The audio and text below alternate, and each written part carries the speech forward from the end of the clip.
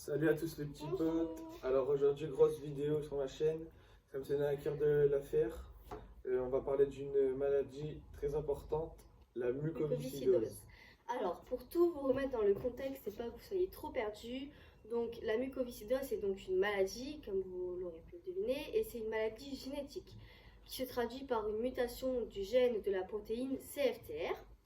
Donc ce gène régule les transports d'ions chlore et de sodium à travers les membranes des muqueuses glandulaires du corps. La maladie elle se traduit principalement par des atteintes pulmonaires et digestives, mais elle peut également se traduire sur l'ensemble de notre corps. Alors c'est une dégradation des ions qui entraîne une libération des toxines et des micro-organismes.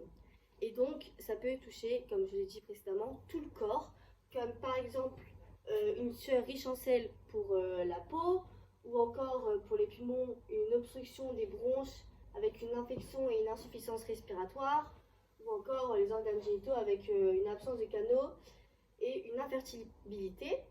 Donc ça peut aussi se traduire sur l'intestin, le pancréas, le foie, enfin vraiment sur tout l'ensemble de notre corps. Donc voilà, donc maintenant Raphaël va vous expliquer et étudier l'arbre généalogique d'une famille atteinte de cette maladie. Attends de mettre l'arbre.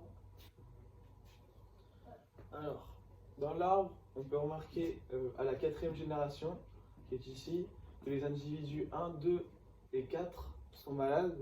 Donc, quand une personne est malade, elle est atteinte des deux gènes malades, donc deux gènes CFTR malades. Et on remarque que l'individu 3 est sain ou porteur sain. Donc, soit il est sain, il n'a aucun gène malade, soit il est porteur sain, donc il possède un gène malade. Dans la génération 3 qui est ici, les individus 1, 2, 5 et 6 sont sains ou porteurs sains. Et les individus 3 et 4 sont forcément porteurs sains, car dans la 4e génération, ils ont eu 3 enfants malades. Dans la 2e génération, les individus 6 et 8 sont malades, donc possèdent deux gènes CFTR, tandis que les autres sont sains ou porteurs sains. Et dans la première génération, les parents sont donc forcément porteurs sains, car ils ont eu 2 enfants malades dans la génération 2. Donc, après des milliers de séquençages, l'exploitation des données informatisées a permis d'identifier le lien entre les mutations de gènes à l'origine du dérèglement de la protéine CFTR. Là, là, il faut que tu mettes le tableau en dessous.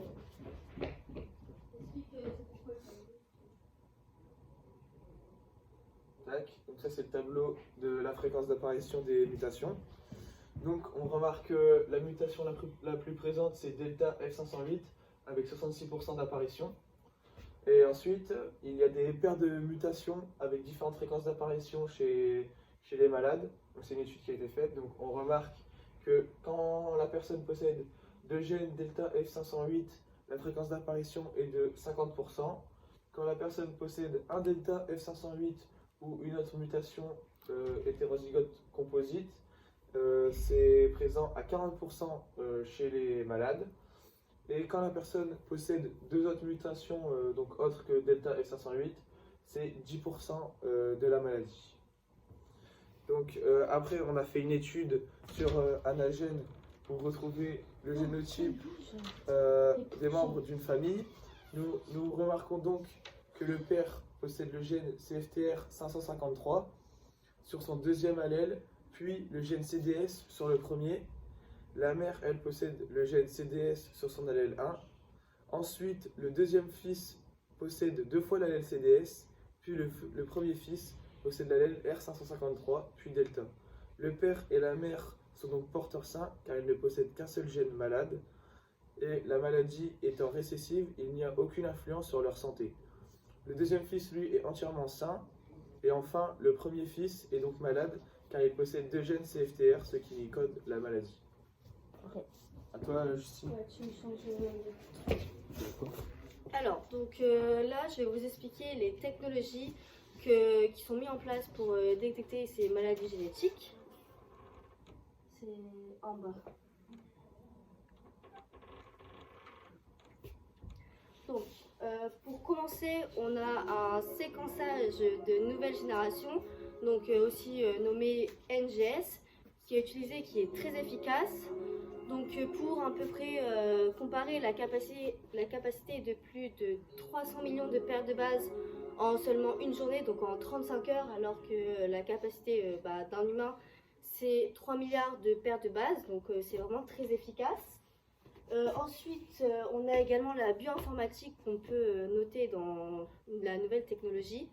Donc la bioinformatique, c'est lorsqu'on peut détecter les ascendants, les descendants d'un phénotype d'un individu. Donc ça peut être très important pour trouver les mutations d'ancêtres ou les futures mutations et pour détecter les maladies. Alors là, avec Raphaël, nous allons vous expliquer comment détecter un allèle mutant du gène CFTR dans une famille par RFLP. La RFLP, c'est une technique basée sur le découpage des enzymes et c'est très très précis. Donc là, on remarque que l'allèle a été coupé en plusieurs tailles variées pour appliquer une électrophorèse. Et donc là, on remarque donc, que la forme 1, il y a une forme présente sur le 2 kbp et 3 kbp. Donc la personne n'est pas malade. Et sur la forme 2, pareil, il y a... ah non, pas pareil. Sur la forme 2, il n'y a qu'un gène sur le 5 kbp. Donc là, la personne va être tout à fait normale.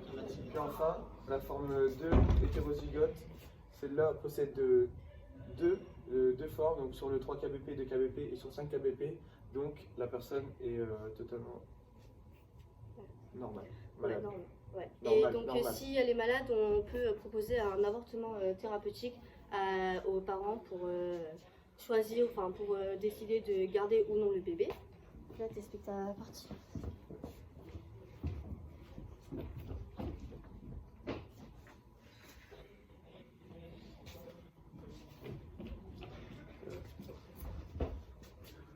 Alors, donc on va voir que la limite des bases de données informatiques, le séquençage de l'ADN a des limites. En effet, le séquençage de l'ADN est très controversé. Il a ses points négatifs comme ses points positifs. Il peut permettre par exemple de plus grands avancements en médecine, comme par exemple détecter de nouvelles maladies génétiques. Il y a donc également des points négatifs, comme l'utilisation des données qui pourraient être nuisibles, car l'accès au génome pourrait être accessible par tout le monde et donc pourrait être utilisé à des fins nuisibles, comme par exemple dans un entretien d'embauche. Si on voit que la personne est malade, bah, forcément on va moins vouloir l'embaucher. Ou par exemple trouver le génotype d'un bébé et donc voir qu'il va être malade, et donc il y aurait beaucoup d'avortements, car des personnes voudraient avorter et pour pas mettre au monde un enfant malade.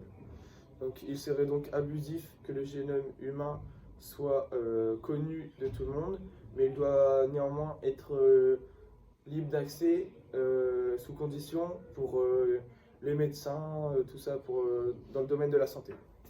Ouais. Voilà. Je vais rajouter aussi une notion. Une notion. Donc une notion fondamentale, surtout pour les technologies. C'est tout ce qu'on a résumé. Donc le développement des techniques de séquençage d'ADN et le progrès de la bioinformatique donne direct accès au génotype de chaque individu comme à ceux de ses descendants et de ses ascendants, avec l'utilisation des bases de données informatisées qui permet donc d'identifier des associations entre certains gènes mutés et certains phénotypes qui soulèvent des questionnements éthiques. Voilà. Merci d'avoir regardé la vidéo. C'était une vidéo qui me tenait vraiment à cœur. Mettez un maximum de pouces bleus, les abonnements, les commentaires. Ciao. Au revoir.